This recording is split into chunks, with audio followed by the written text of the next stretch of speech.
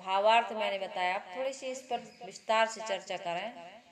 पूर्वी उत्तर प्रदेश और पश्चिम बिहार में राउर, राव, रहुआ आदि शब्द का प्रयोग बड़े आदर सूचक भाव से किया जाता है। तो यहाँ पर आदर सूचक शब्द तो है ही, लेकिन ये अंतःपुर को राजा के लिए भी प्रयुक्त होता है, श्रेष्ठ के लिए, और अंतःपुर के लिए भी प्रयोग होता है। तो यहाँ सदगुरु कबीर साहब जी दोनों को ले रहे हैं कि हृदय रूपी अंतःपुर की कोई खबर नहीं जानता, क्योंकि अंदर झांक कर कोई देखता ही नहीं, सब बाहर ही बाह्य दृष्टि बनी हुई है, अंतर्दृष्टि हमारी नहीं बनती। बहुत कम लोग हैं जो अपने आप को देखते हैं, शोधते हैं, साधते हैं और निखार लाते हैं। बाकी लोग तो संसार के लोगों को, संसारियों को भी देखने में लगे हुए हैं। हमारे घर में क्या हो रहा है इसकी हमको जानकारी होनी चाहिए। जो व्यक्ति इस प्रकार की जानकारी नहीं रखता है, उसके घर की व्यवस्था ठीक से नहीं चलती।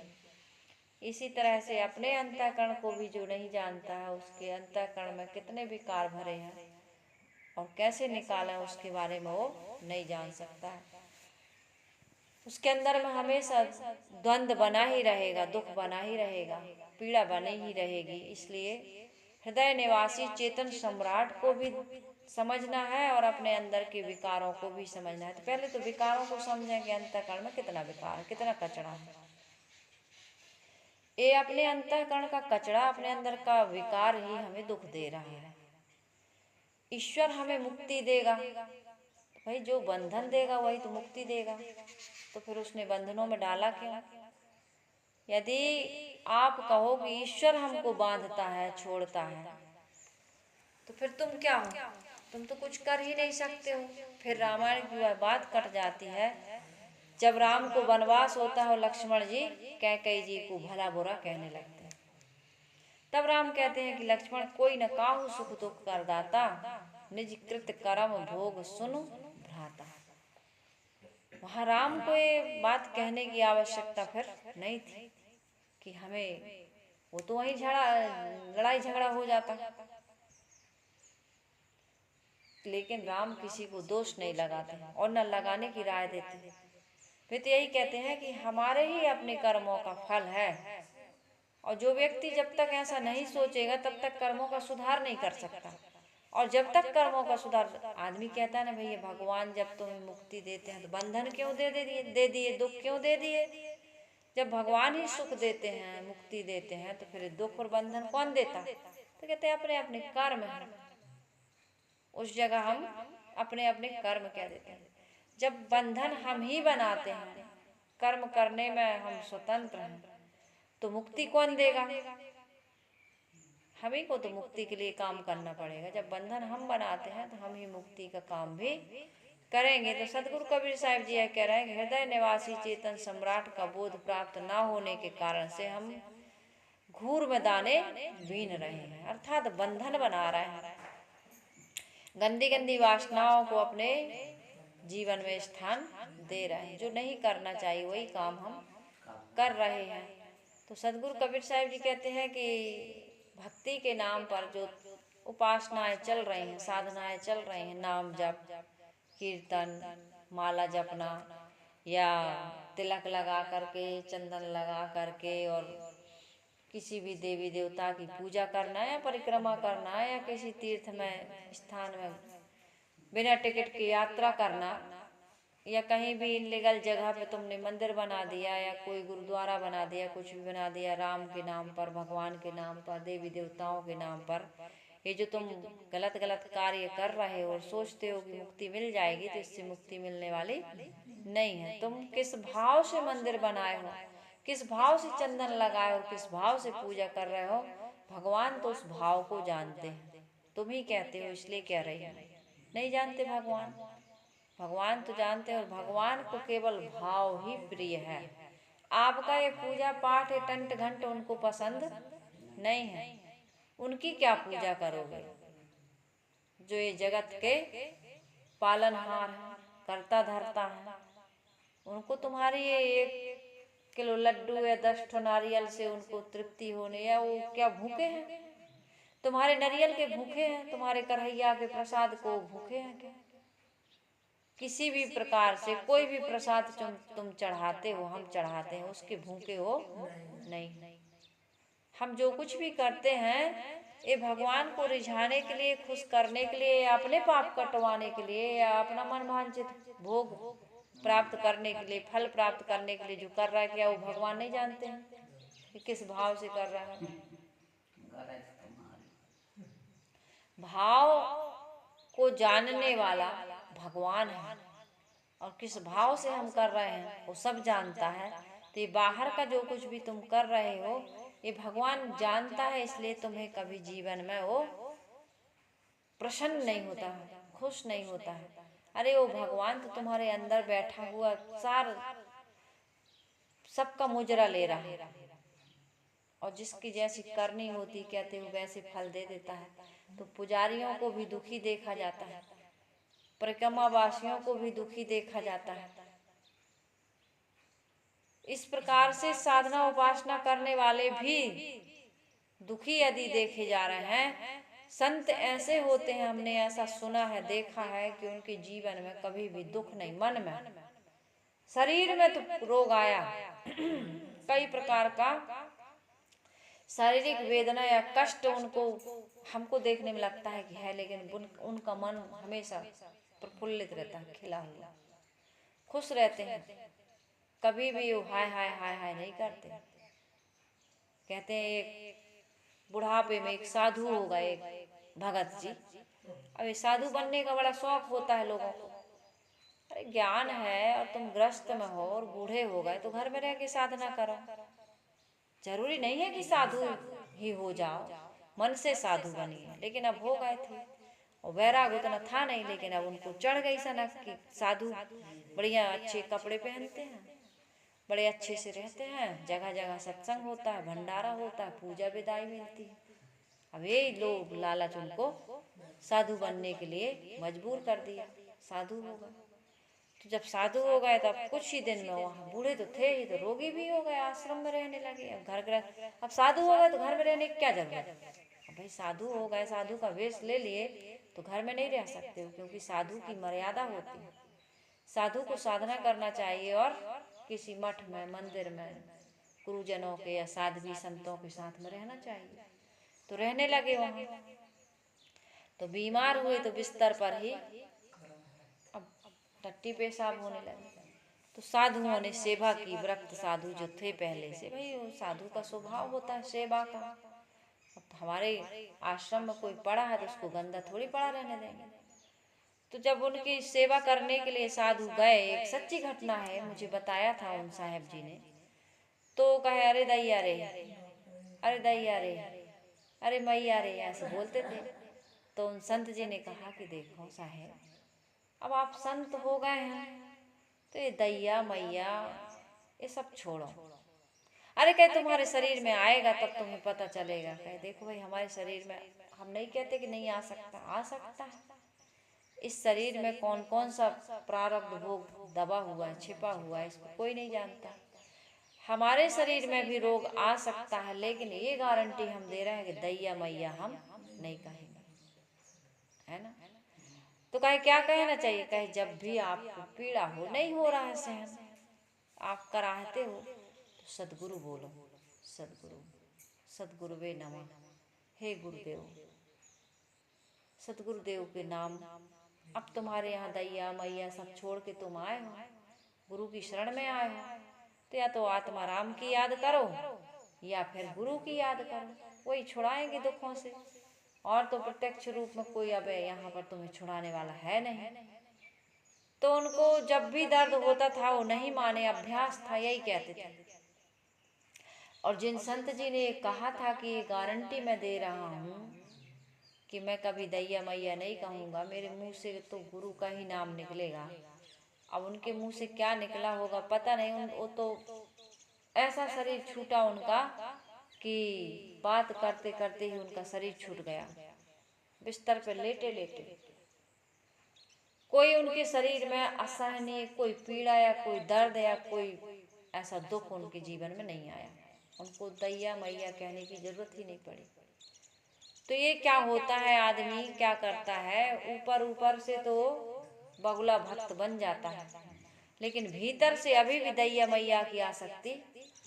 हाँ, गिर गए तो ओ मम्मी, अरे बाप रे, ये सब कहना नहीं चाहिए। जम्हाई आए, कोई भी पीड़ा हो, कोई भी दर्द हो, कुछ भी हो, तो गुरु को याद करो, अपने इष्ट को, अपने उपास्य को याद करो। तब हमारे अंदर में और बाहर में समझ लीजिए कि भक्ति है, ज्ञान है, वैराग है, अनासक्ति है, ये चीजें आ गई। और मम्मी मम्मी निकल रहा है मुंह से, पापा पापा, बाप रे, ये निकल रहा है, तो समझ जाओ अपने मन में अभी वही मम्मी पापा भरे हुए हैं। तो सदगुरु कबीर साहिब जी कहते हैं कि तुम्हारे मन में क्या है, कभी बानगी लिया करो, कभी अंतःकरण में झांक करके देख लिया करो, और इन विकारों को, इन आसक्ति को, इन ममता मोह को त्यागने का काम करो, क्योंकि यही आपको दुख दे रहा। राम कृष्ण बुद्ध महावीर कबीर आपको दुख नहीं दे रहा। कोई देवी देवता, 33 कोटि के देवता आपको दुख नहीं देते, ना आपको सुख देते हैं, ना बांधते हैं, ना छोड़ेंगे वो।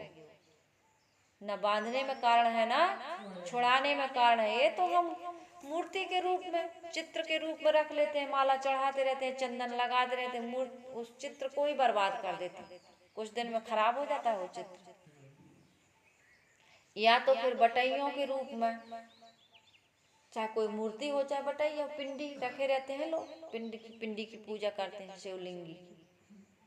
इसके रहस्य को हम जानते ही नहीं है। शिवलिंगी को पूजने से या कोई मूर्ति को पूजने से कहीं हमारा कल्याण हो जाएगा, लेकिन हम यही कल्याण समझ रहे हैं। सुबह से उनको खिलाने पिलाने, इसलिए सदगुरु कबीर साहिब जी ने कहा, कबीर ने भक्ति बिगाड़िया, कंकर पत्थर धोए, अंतर में विष राख के, अमृत डारेन होए। कंकड़ पत्थरों को पूज पूज के तुमने भक्ति के स्वरूप को ही बिगाड़ दिया। भक्ति तो गुरु की करनी चाहिए, प्रथम भक्ति संतन कर संगा, लेकिन संतों का संग नहीं किया, संतों की भक्ति नहीं की कि उनकी भक्ति करते, उनके यहाँ पानी भरते, झाड़ू लगाते, उनके बर्तन साफ करते, उनके कपड़े धोते, उनको बनाते खिलाते, उनकी सेवा करते, तो उनसे कुछ दो बातें ज्ञान की मिलती हैं आपको।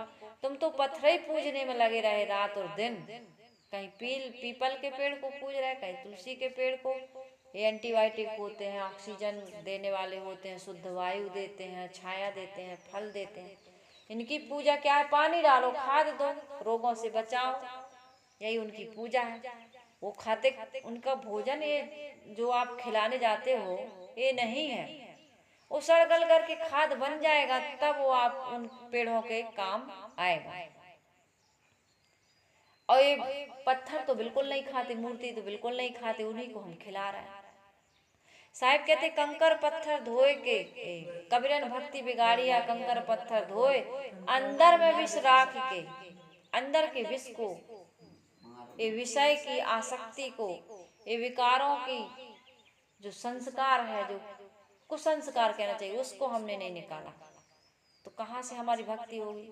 अमृत का उद्घाटन हो ही नहीं सकता जब तक आंगन नहीं बुहारोगे। तुमने आंगन नहीं बुहारा, कैसे आएंगे भगवान।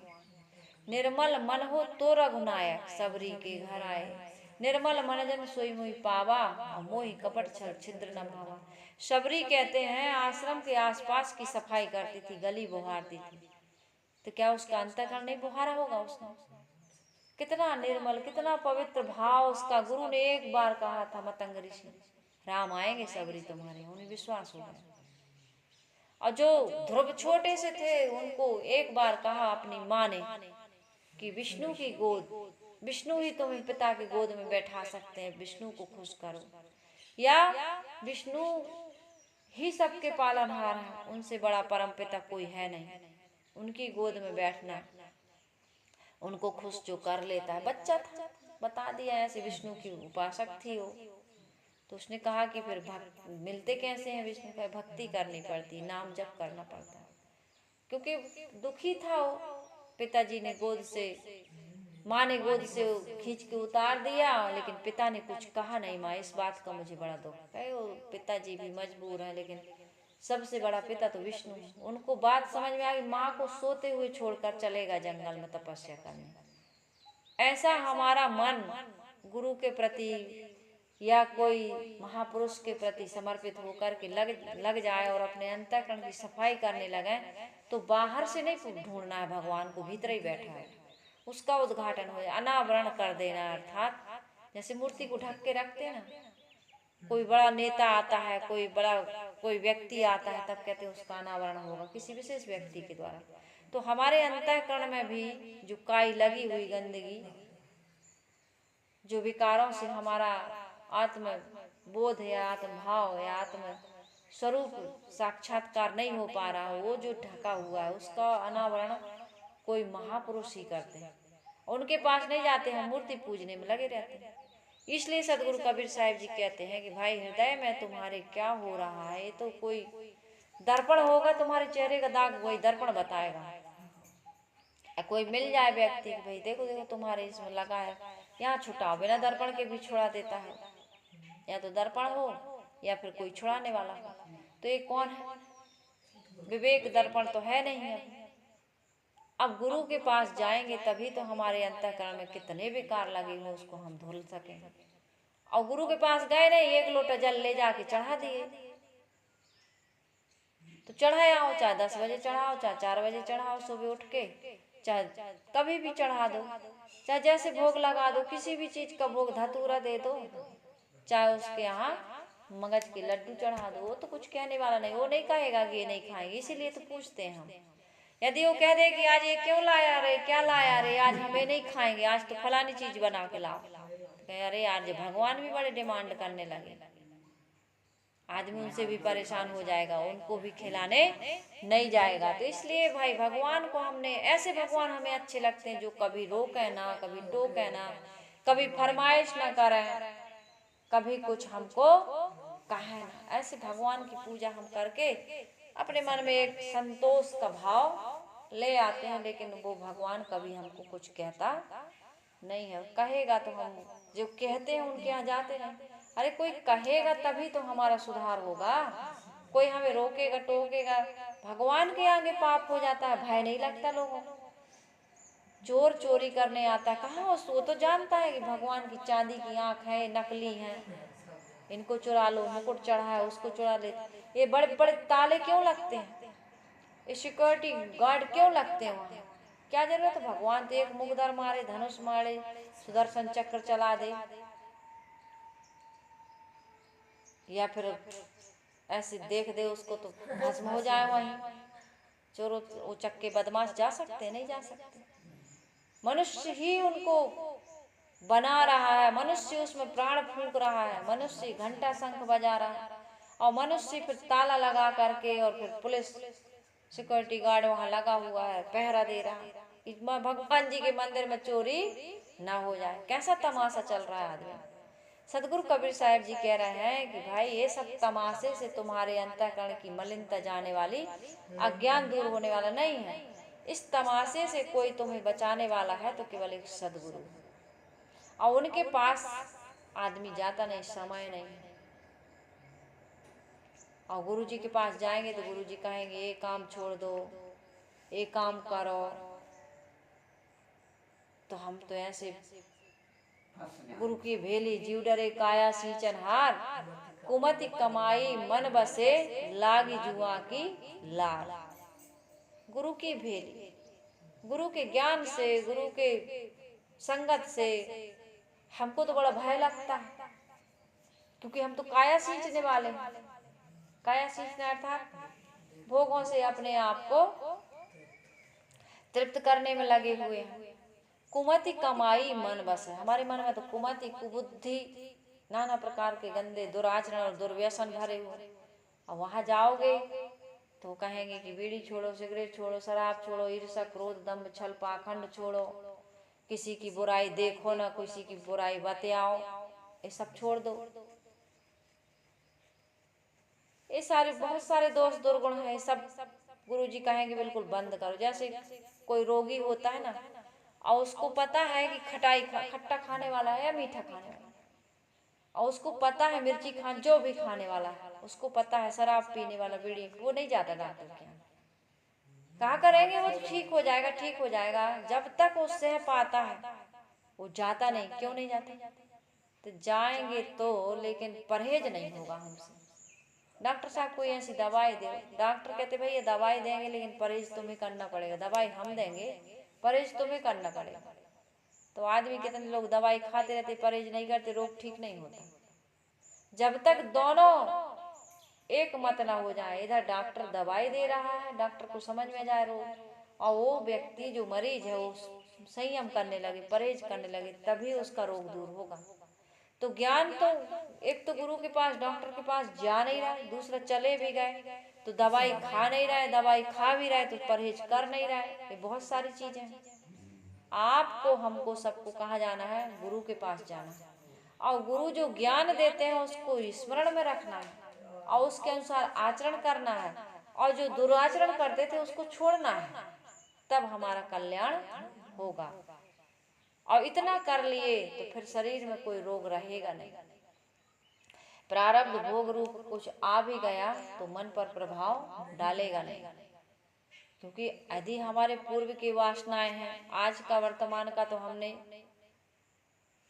कहते हैं कि जो जानहु जग जीव ना, जो जानहु सो जीव, पानी बचावहु आपना तो पानी मांगना पीऊ। यदि जगत में जीना जानते हो और जीव के महत्व को समझते हो तो एक ही काम करो। गुरु ने जीने की कला दे दी, अपने स्वरूप का बोध दे दिया, अब नई वासना बन ना पाए और पहले की जो वासना है उसको पचाओ। इतना काम यदि कर लिया तो कहीं भी गंगा नर्मदा में नहाने की, या ये बटैयों को पूजने की, या मूर्ति पर या किसी पत्थर पर जल चढ़ाने की आवश्यकता नहीं है। सदगुरु कबीर साहिब जी ने यही किया, संसार के अन्य महापुरुषों ने भी यही किया। वो प्रथम में ये सब गोस्वामी जी ने स्वयं कहा, तुलसी प्रतिमा पूज वो गुणियन जैसो खेल, साच पीऊ से भेंट भई तो देत पिटारी मेल। बच्चा तभी तक गुड्डा गुड़िया का खेल खेलता है जब तक वो शादी नहीं हो जाती उसकी, और शादी के बाद में वो गुड्डा गुड़िया कहाँ गए, पिटारी शायद फेंक देते हैं जिसमें लेकर के वो जाती है। अभी अक्ति में सब बच्चों ने पूजा की ना, अक्ति आई थी, अक्ति का त्योहार। तो इसी प्रकार से हम सभी लोग अज्ञान और अबोध की दशा में ये सब काम करते रहते हैं, लेकिन हमारा अंतःकरण पवित्र नहीं हो पाता। इधर चंदन लगा ही रहा है, माला जप ही रहे हैं, पूजा पाठ हो ही रहा है, दान पुण्य, लेकिन गाली भी बकते जा रहे हैं, झूठ भी बोलते जा रहे हैं, अनेक तमाकू मल के व्यास गद्दी पे बैठ के तमाकू मल के खाते ही जा रहे हैं, वहीं थूकते जा रहे हैं। हमारे गुरुदेव जी कहा करते थे कि एक तो प्रवक्ता ऐसे थे जो घंटों, 2 घंटों, 3-3, 4-4 घंटा कथा भागवत कहते थे, लेकिन बगल में ही पीक दान रखते थे। का कितनी बार उठ के जाएंगे, मुंह सूख जाता है कहते हैं, इसलिए बीच बीच में व्यसन करते हैं। तो इस प्रकार के जीवन में दोष दुर्गुण, ये तो केवल खाने पीने की बात हुई, हमारे मन में कितना विकार भरा है। इन सब गंदगी को जब तक हम दूर नहीं करेंगे तब तक हमारे जीवन का दुख दूर होने वाला नहीं है। साहब कहते एक गांव में 5 तरुणी बस, जेहि माँ जेठ जेठानी हो, और आपन आपन झगड़ा प्रकाशन पिया सुप्रीति नसायन हो। एक गांव में 5 युवतियां रहती हैं और वो बिल्कुल जवान है, झगड़ा करने वाली, झगड़ेलू स्वभाव है। उसमें एक क्या है, बलवान जेठ भी है, और जेठ यानी श्रेष्ठ मन, मन में अहंकार भरा, अहंकारी मन कभी भी प्रसन्न नहीं रहता है, कभी कभी भी वो सद्गुण कहीं से ग्रहण नहीं कर सकता है, उसको ज्ञान की प्राप्ति नहीं हो सकती। ज्ञान, आपको किसी से कुछ लेना है तो हाथ नीचे करना पड़ता है, नन्हा होए के पीऊ, माँ का दूध पीना है तो छोटा बालक बनना पड़ता है, पानी पीना है तो हाथ पानी के नीचे करना पड़ता है कि पानी ऊपर करके पियो। विनम्र होना चाहिए, नम्र होना चाहिए। तो ये जेठ जेठानी क्या है, वासना जेठानी है, और हमारे मन का अहंकार ये जेठ है। तो ये 5 ज्ञान इंद्रियां विषय भोग मांगती हैं। आँख कहती है रूप चाहिए, कान कहता है सुंदर सुंदर संगीतमय शब्द चाहिए, या रागात्मक शब्द चाहिए। सत्संग के शब्द जो सुनते हैं उसका अंतःकरण पवित्र ही हो जाता है। लेकिन आपको हमको सत्संग वाला शब्द नहीं चाहिए, भजन नहीं चाहिए, कोई शब्द साखी नहीं चाहिए, कथा भागवत नहीं चाहिए। क्या चाहिए? फिल्मी गाने, सदाबहार गाने चाहिए।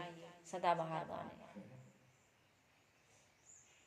सदाबहार गाने सुनोगे तो वही चाहोगे बैक में। तो गाने के साथ साथ तुमने जो किया था ना वो भी आएगा, जवानी की खुरापात वो भी तो याद आएगी। अब गाना चल रहा है, एक ऐसी लड़की थी जिसे मैं प्यार करता था, जीता था जिसके लिए मरता था।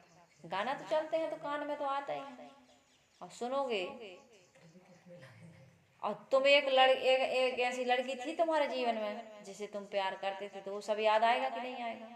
ऐसा सदाबहार है कि तुमको अंदर में गंदगी भरने वाले। जिसको भूल जाना चाहिए उसको तुम याद करते हो सदाबहार। उस समय तुम्हारी बहार जो थी आज वो पतझड़ में बदल गई। अब कहाँ वो लड़की है और कहाँ वो प्यार है। यदि उसी लड़की से तुमने प्यार करके शादी भी कर ली तो आज वो प्यार नहीं है, और तुम गाना गा सुनते हो, वो दिन याद करते हो। गुरुदेव जी कहा करते थे, वो सुहाग रात को याद करते हो जो एक रात में बीत गई। बूढ़े बूढ़े तो मक्खन भर रहे हो कि मवाद भर रहे हो, वो दिन कभी लौट के आने वाले। वो बचपन की यादें जो तुम एल्बम में सजो करके रखे हो, क्या सुख दे कभी आएंगी लौट के जीवन में? जो बीत गया मुर्दा है और आने वाला सपना है, जिसमें हम बंधन काटे वर्तमान समय अपना है। आज बंधन काटने के लिए समय जो बचा हुआ है, कुछ पल पता नहीं कितने समय का है, उसमें बंधन काटो, वासना का त्याग करो। क्या याद करते हो भविष्य की? क्या स्वर्णिम सपने देखने में बैठे हो? आज का जो सुनहला समय है उससे ज्यादा मूल्यवान समय जीवन में आने वाला है क्या? नहीं। उस समय को आप या तो भूत में बर्बाद कर रहे हैं या भविष्य में बर्बाद कर रहे हैं। सदगुरु कबीर साहिब जी कहते हैं कि ये ज्ञान इंद्रियां तो केवल आपने भोगों में ही लगा दी, इससे आप संतों के दर्शन कर सकते थे। कबीर साहब कह रहे हैं इससे आप अच्छे अच्छे शब्द सुन सकते थे, जिससे मल धुलता, मन का मल धुलता। जिसको बीते वर्षों हो गए, किसी ने गाली दी थी, निंदा की थी, अपमान किया था, कटु शब्द कह दिए थे, या किसी प्रकार का विषय भोगों को भोगने की जो हमारी गंदी आदत थी वो बीत गया वर्षों। अब तुम्हारा शरीर सक्षम नहीं है कि भोगों को भोग सके, अब उसकी याद क्यों कर रहे हैं? तो इस प्रकार का हम सत्संग सुने, इस प्रकार से संतों के दर्शन करें कि देखो संत कैसे निर्मल पवित्र होते हैं। इस प्रकार के सदग्रंथों का अध्ययन करें, इस प्रकार का सात्विक सुपाच्य स्वल्प मात्रा में भोजन करें। भोजन से भी मन बनता है, पानी से भी मन बनता है, दृश्यों को देखने से भी मन बनता है, शब्दों को सुनने से भी मन बनता है, सूंघने से, चखने से, किसी के साथ उठने बैठने से भी हमारा मन बनता है। अच्छा या बुरा, जैसी संगत वैसी रंगत। तो अभी भी हम नहीं समझ पा रहे, अहंकार है हमारे अंदर, देह का, रूप का, नाम का, या इस प्रकार का कि हम इतने बड़े आदमी हैं, या हम इतने बुजुर्ग हैं, या हम इतने अपने आप को ज्ञानी समझते हैं। दूसरों के पास कैसे जाएं, कैसे उनसे विनम्रता से उनकी भक्ति करें या उनकी सेवा करें, या उनसे कोई प्रश्न करें और पूछें, या अपनी कमियां बताएं? हम नहीं बताएंगे। ये अहंकार। और वासना भी है कि वासना भी रोकती है, अहंकार तो रोकता ही, वासना भी रोकती है। अरे जाएंगे गुरु जी के पास, वही मैंने बताया अभी डॉक्टर वाला, तो फिर मना कर देंगे, गुरु जी तो सब छोड़वा देंगे। अरे जब सबको छोड़े बिना हमारा निस्तार नहीं, हमारा कल्याण नहीं। सबको छोड़ दो, अकेले हो जाओ। अकेले के जैसा सुख नहीं। लेकिन आज समाज में कोई अकेला होना, अकेले से तो डरते हैं लोग, भागते हैं भीड़ में, और भीड़ अपनी भी पहचान खत्म कर देती है। भीड़ में तुम्हारी कोई पहचान नहीं। इसलिए सदगुरु कबीर साहिब जी कहते हैं, भाई राम रस बलवान है और काम रस कमजोर बनाता है, दुखप्रद है, पीड़ाप्रद है। राम रस निर्भयता देता है, आनंद देता है। इसलिए राम रस में लीन होने का काम करिए। सदगुरु कबीर साहिब जी कहते हैं, भैसन माही रहत नित बगुला, तिकुला ताक न लीना हो।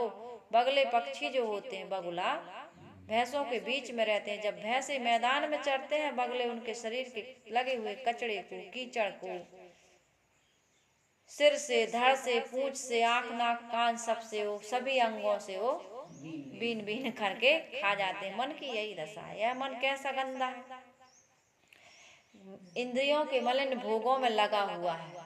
शरीर भर का नाला जहाँ से निकलता है, उसकी आसक्ति, उसकी याद, उसकी शब्दों से गाली में या ऐसे भी आदमी उसकी चर्चा करता रहता है।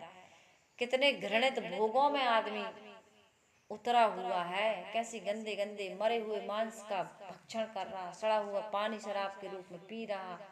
कितने गंदे गंदे जे खाने वाले, कोई खैनी घिस रहा है, कोई तम्बाकू मल के खा रहा है, और भी अनेक प्रकार के मलिन भोगों में लगा हुआ है। सदगुरु कबीर साहिब जी कहते हैं, तुम क्या बने हुए बगुला, चील, बाज। बाज आकाश में तो उड़ती है, लेकिन उसकी निगाह मरे हुए मांस पर, जमीन पर रहती है। कहीं मरा हुआ पड़ा हो पट से गिरती है उसी के ऊपर। जिंदा हुआ मुर्दा, उसकी निगाह मांस पर है। उड़ रही कहाँ? आकाश में। आकाश की ऊंचाइयों में उड़ती है, लेकिन लक्ष्य उसका कहाँ है? मांस पर, धरती पर। तो इस प्रकार से सदगुरु कबीर साहिब जी कह रहे हैं, मनुष्य का मन भी ऐसे ही मलिन बना हुआ है। दिखने में तो बगुला जैसा सफेद, हंस पक्षी और बगला पक्षी कहते हैं सफेद होता है, लेकिन काम उसका क्या है? वो ज्ञान के मोती नहीं चुन रहा। वो जहां बैठता, जिसके अंदर, जिसके संग में रहता, उसी में कमी देखने लगता, अच्छा ही नहीं देखता। यही तो दुख है, यही तो झगड़ा है। संबंधों में खटास का कारण यही है कि न पत्नी पति में देख पा रही है गुण, और न माता पिता बच्चों में, न बच्चे माता पिता में। जो उनमें अच्छाई है, जो उनसे हमें अच्छा मिल रहा है, वो हमको दिखाई नहीं दे रहा है, बल्कि उनकी कमियां दिख रही हैं, उनके दोष दिख रहे हैं, उनके दुर्गुण दिख रहे हैं, उनके विकार दिख रहे हैं। तो जो दिख रहा है वैसे ही तुम्हारी चश्मा और दृष्टि, और वैसे ही तुम उसको जीवन में आचरित भी कर रहे हो। करोगे क्या? कर रहे हो। साहिब कह रहे हैं, भाई गायन माही बसे नहीं कबहू, कैसे पद पहचानवे हो। हम सात्विकों के, सज्जनों के, संतों के पास बसते नहीं, अपने पद को हम कैसे पहचानेंगे? हम विषयों के चिंतन एवं भोगों में क्यों डूबे हैं? क्योंकि हमें अपने पद एवं अपने स्वरूप की, अपने आपा की परख नहीं, ख्याल नहीं। क्योंकि ऐसे लोगों की संगत हमने की नहीं। संगत जैसी करोगे वैसा संस्कार, वैसी समझ बनेगी। बिना सत्संग के किसी के जीवन में बदलाव न देखा गया है, ना सुना गया है। इसलिए अच्छी संगति करो, अच्छे विचार सुनो, अच्छी वाणी को सुनो और पढ़ो, अच्छे विचार अपने अंदर लाओ, अच्छे संस्कार ग्रहण करो, तभी हमारा जीवन अच्छा बन सकता है। सदगुरु कबीर साहिब जी कहते हैं कि इस प्रकार से जो जीवन जिएगा उसी का कल्याण होगा, वरना ये मानव जीवन, इसमें आकर के हम क्या कर रहे हैं? दुख बना रहे हैं, दुख। और ये दुख इसी जीवन का अंत नहीं है, ये जन्म जन्मांतरों तक हमको दुख देने वाला है। इसलिए आज वर्तमान में जो कर्म भूमिका में आकर के शुभ संस्कारों की पूंजी अर्जित नहीं किए, तो अंत में केवल पश्चाताप करना पड़ेगा, रोना पड़ेगा, और कोई बचाने आएगा नहीं। इसलिए न राम आएंगे, नए माता पिता पुत्र परिवार आएंगे, कोई भी नहीं आएगा। रामायण में तो राम ने कह ही दिया कि राम कोई न काहू सुख दुख कर दाता। कृष्ण ने भी गीता में कहा है, स्वयं कर्म करो तात्मा स्वयं तत्फल मस्मुते, स्वयं भ्रमति संसारे स्वयं तस्मात् मुच्यते। आदमी खुद कर्म करता है, खुद बंधन और मुक्ति का रास्ता बनाता है। जैसा करोगे वैसा भरोगे, जो जस करहि सो तस फल चाखा। तो इस विचारों के कर्म भूमिका में हो, कर्म प्रधान है, और तुम कर्म करने में स्वतंत्र, तुम कठपुतली नहीं हो। अल्पज्ञ या किंचिज्ञ भी नहीं हो, तुम महान हो। मानव तू सबसे महान। जितना भी ज्ञान विज्ञान का विकास हो रहा है, प्रकाश हो रहा है, ये मनुष्य की देन है। जितने भी महापुरुष आए हैं सब मनुष्य के देह में आए हैं, मनुष्य के आकार में आए हैं, मनुष्य का शरीर धारण किए हैं और उन्होंने इस संसार में अपने अपने समझ के अनुसार से ज्ञान का रास्ता हम सबको बताया, चल के भी उन्होंने दिखाया कि इस रास्ते पर चल कर के ऐसा आदर्श बनता है, ऐसे सुखी होते हैं। और जिस संसार के भूले भटके हुए लोग हैं उनका भी आदर्श हमारे सामने उपस्थित है। अब समझ हमारी कि हमें क्या रास्ता, कौन